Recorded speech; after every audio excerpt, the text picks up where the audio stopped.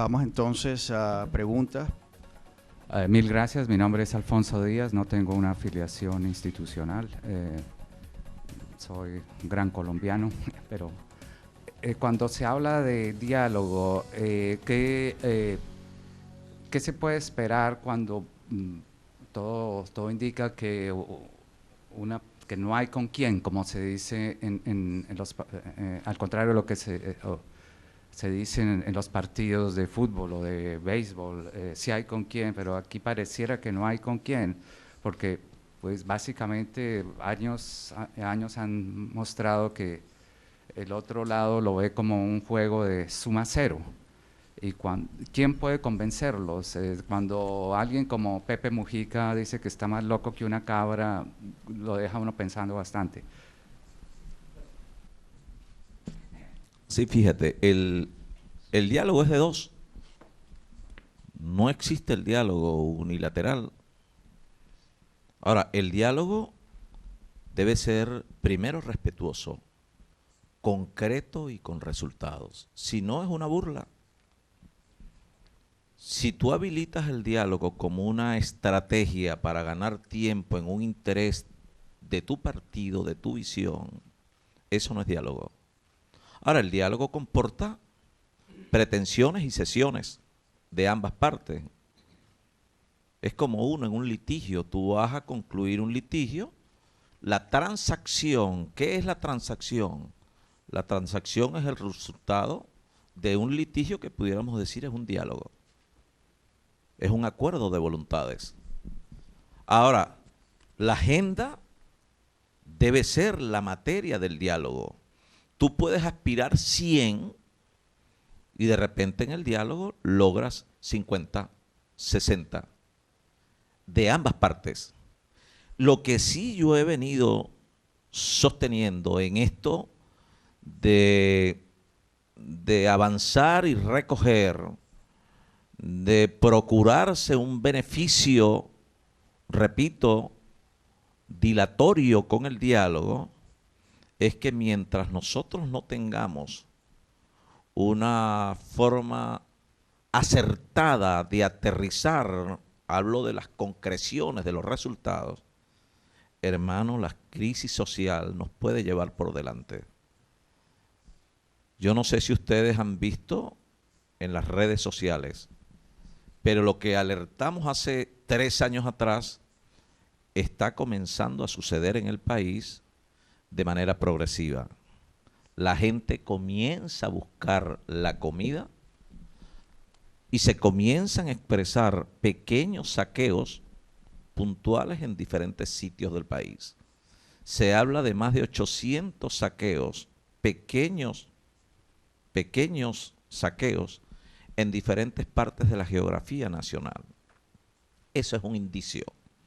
Y de allí la posibilidad de un diálogo económico para la productividad y un diálogo político para la gobernabilidad. Pero repito, debe ser sincero, respetuoso, concreto, productivo, o sea, con resultados, y debe ser serio y no una burla. Si no, simplemente abonamos, como dije, el camino para que el diálogo lo defina la gente en la calle.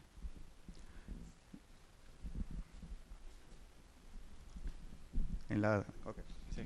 Gobernador, mi nombre es Jesús Hawaii, soy venezolano, me mudé a Nueva York al final del años 80 y en el año 96 comencé una fundación para ayudar. Okay. Sí. Gobernador, mi nombre es Jesús Hawaii, soy venezolano, me mudé a Nueva York al final del años 80 y en el año 96 comencé una fundación para ayudar a las personas con SIDA pensando en Venezuela. Ahora mismo, ayer y hoy, fue la reunión de alto nivel de las Naciones Unidas sobre el SIDA y cómo terminarlo. La representación de Venezuela no vino la sociedad civil. Y venimos ahora mismo de la reunión donde la sociedad civil venezolana, las personas afectadas por el virus, dieron la realidad de lo que se está viviendo. Entonces tengo una pregunta. La unidad tiene un plan para poder responder a la crisis humanitaria que está pasando en este momento en Venezuela. Sé que hay unos focos de ayuda donde hasta aquí mismo se recogió medicina para enviar a Venezuela. Cuando vemos ahora las redes sociales, hay grupos de venezolanos que están recogiendo leche, algún tipo de medicamentos, pero como sabemos, eso son cosas muy pequeñas. La verdad es que mientras el diálogo se da o no se da, la gente se está muriendo. Hoy se habló de genocidio. Y siento que se pierden en esperar que el chavismo responda para un diálogo que mucha gente no lo cree. Ya no lo cree. Yo sí creo que vamos a tener que coexistir con el chavismo para no necesariamente con el liderazgo del chavismo de ahora. Entonces mi pregunta es, ¿qué podemos hacer? Mientras tanto, nosotros en A4ACE estamos creando estrategias para poder ayudar a los venezolanos, separar lo humanitario de lo político, para poder darle respuesta al venezolano, porque mientras se ponen de acuerdo, la gente se está muriendo. Entonces quiero saber si tienen algún plan de acción. Sí, Gracias. absolutamente de acuerdo contigo. Y eso no solamente está ocurriendo con los pacientes oncológicos. Tú sabes que en Lara está el Hospital Central Antonio María Pineda. Decía yo en una entrevista esta mañana, reunido con un grupo de personalidades, muchos de ellos venezolanos. Ese centro hospitalario depende de nosotros, pero tiene una, pudiéramos decir, una semidescentralización, porque tiene también una dependencia del Ministerio de Salud. Bueno, déjame decirte, hermano, que nosotros la semana pasada, por eso te digo, no está ocurriendo solo con los enfermos o las personas con algún padecimiento oncológico. La semana pasada duramos 3 días sin anestesia en el hospital. Ese hospital no sirve exclusivamente a Lara, sirve a Yaracuy, a Trujillo, a Portuguesa, a Falcón, a buena parte del Zulia. O sea, estoy hablando de un centro de prestación de salud referencial en Venezuela. Y así como eso, lo que menos te imaginas, las compresas. ¿Cuántas compresas se utilizan en una cesárea? Hubo un momento que hubo que esterilizar 3 veces las compresas. Yo no estoy diciendo nada aquí que no haya dicho allá. Es la verdad. De allí que el problema que hoy, de manera algunas veces arrogante, prepotente, de personeros del gobierno para asumir con responsabilidad la ayuda humanitaria, bueno, no tiene cabida en el contexto de la realidad del país. Ahora, cuando tú me hablas, y eso creo que lo he referenciado, de lo infructuoso del diálogo, pero es que hoy tenemos 3 caminos.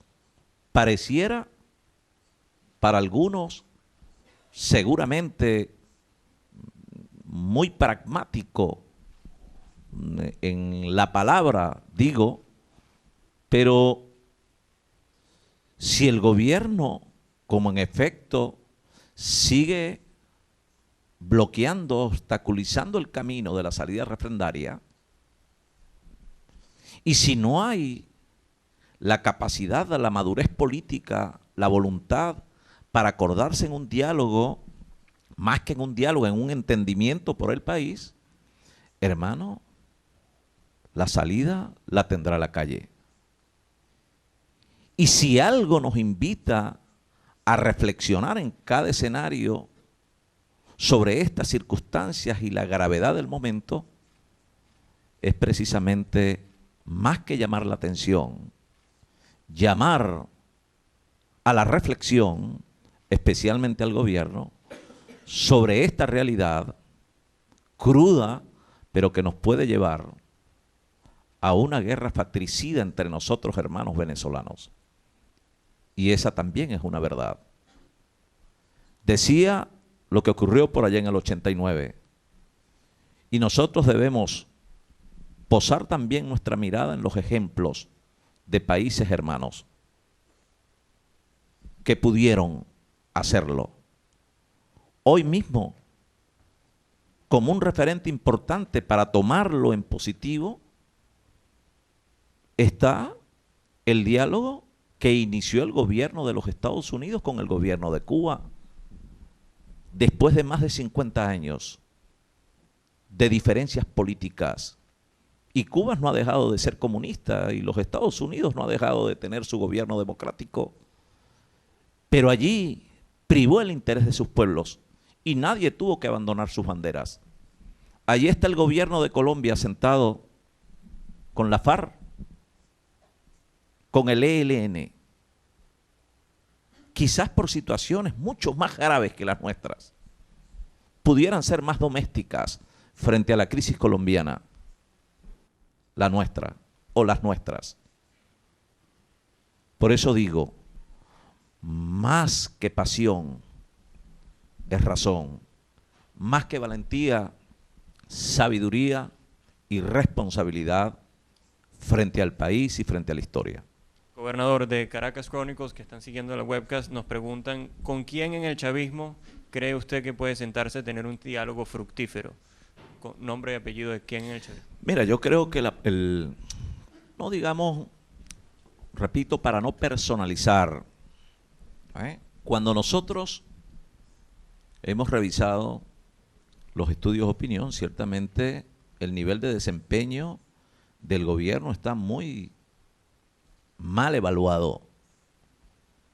Pero cuando tenemos que medir incluso el sentimiento sobre un sector de la población con la figura del expresidente fallecido, entonces el estudio sube. No hablemos de porcentaje, pero son venezolanos. Decía Américo Martín, gran amigo mío, y con el que regularmente debatimos estos temas, decía Américo, qué triste sería que los perseguidos de hoy nos convirtamos en perseguidores del mañana.